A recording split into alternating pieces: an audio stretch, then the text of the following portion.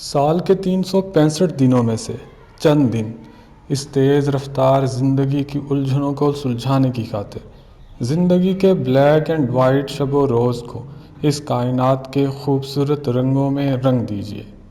سیر و سیاحت کا شغف رکھنے والوں کے لیے آج رحیم یار خان کے صرف 16 تفریحی مقامات پیش خدمت ہیں۔ اس فہرست میں سے جن مقامات کا لطف اٹھا چکے ہیں نیچے کمنٹ میں ذاتی تجربہ بیان فرمائیے، اور جو مقامات رہ گئے ہیں آنے والے دنوں میں اپنوں کے ساتھ پلان بنائیے اور بتائیے۔ رحیم یار خان سیر و سیاحت کے لیے کسی بھی شہر سے کم نہیں۔ تو چلیے سب سے پہلے آپ کو ایک ایسی مسجد کے بارے میں بتاتے ہیں جو تقریباً 50 سال یعنی 1932 سے 1982 میں تعمیر ہوئی، جس نے 1986 میں آغا خان ایوارڈ اپنے نام کیا۔ 12 مئی 2004 کو اس کے نام کی پاکستان میں پوسٹل سٹیمپ جاری کی گئی۔ جی تو اس مسجد کا نام ہے بھنگ مسجد، جو کہ صوبہ پنجاب کے آخری ضلع رحیم یار خان کی آخری تحصیل میں واقع ہے۔ دیکھنے والی آنکھ رکھنے والوں کے لیے ایک انتہائی شاندار شاہکار۔ رحیم یار خان شہر سے محض 8 کلومیٹر کی دوری پہ ایک چھوٹا سا علاقہ آدم صحابہ واقع ہے، جہاں 4 صحابی رسول کی قبریں موجود ہیں۔ 1400 سال کے پہلے عالی شان ماضی کی مٹھاس چکھنے کی ذرا سی بھی پیاس رکھتے ہیں تو دیری مت کیجیے، حاضری دیجیے۔ قلعہ مو مبارک شہر رحیم یار خان سے 10 کلومیٹر شمال کی جانب ایک ایسی جگہ ہے جہاں آپ اولیاء کرام کی کرامات و قربت اور قدیم تاریخی ورثہ دونوں کا لطف اٹھا سکتے ہیں۔ 5000 سال قدیم قلعہ مو مبارک ان 6 قلعوں میں سے ایک ہے جو رائے سائرس نے 498 عیسوی سے 632 عیسوی کے دوران تعمیر کرائے۔ تاریخ مراد کے مطابق راج ہنس کرار نے اپنی ماں کی ذاتی رہائش کے لیے قلعہ تعمیر کرایا۔ مو مقامی زبان میں ماں کو کہا جاتا تھا۔ اس قلعہ کو تعظیم کی نگاہ سے دیکھنے کی سب سے بڑی وجہ فارسی کے عظیم شاعر شیخ سعدی کے ہم عصر اور مشہور صوفی بزرگ حضرت شیخ حمید الدین حاکم سہروردی کی قبر مبارک ہے۔ کہا جاتا ہے کہ شیخ صاحب بی بی پاک دامن کے صاحبزادے اور حضرت بہاؤالدین زکریا کے داماد ہیں۔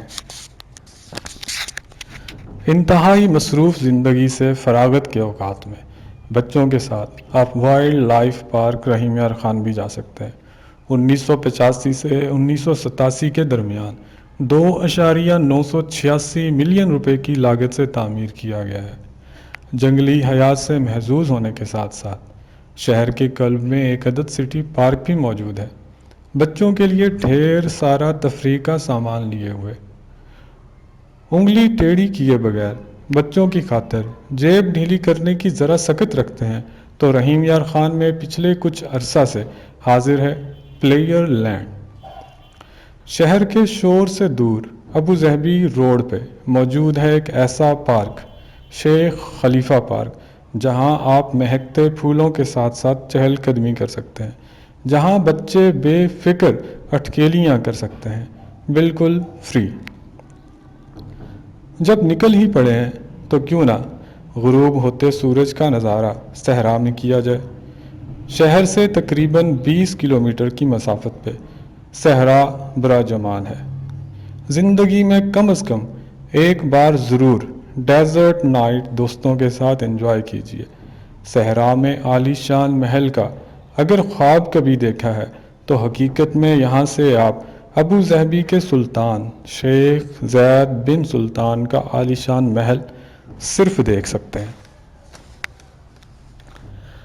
ہاکڑا ویلی سویلائزیشن کے دوران تعمیر کیا گیا واچ ٹاور پتن مینارہ شہر رحیم یار خان سے صرف 8 کلومیٹر کے دوری پہ اپنے مہمانوں کی مہمان نوازی کے لیے 2000 سال سے کھڑا ہے۔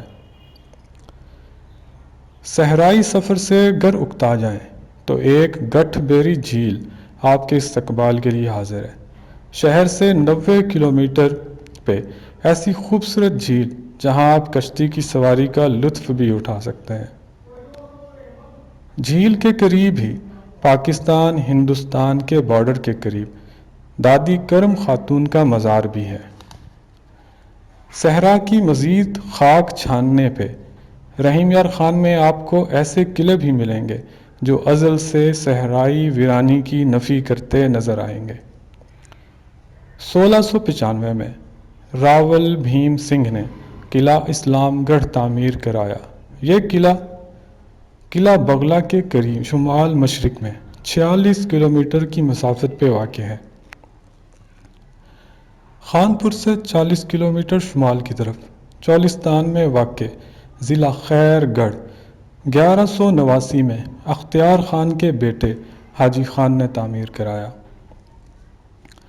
شہر سے چند کلومیٹر پہ واقع قلعہ 1780 میں علی ہیلانی نے پہلے سے موجود قلعہ کو مسمار کر دیا اور اس کا نام اپنے بیٹے کے نام پہ رکھا۔ 19ویں صدی کے عظیم صوفی شاعر خواجہ غلام فرید کی نگری اور لذیذ مچھلی بھی آپ کو ملے گی صرف رحیم یار خان میں۔ رومانوی لوک داستان سسی پنو اگر آپ نے سنی ہے تو سسی کی ماڑی بھی آپ کو ملے گی رحیم یار خان شہر سے صرف 16 کلومیٹر کی دوری پہ۔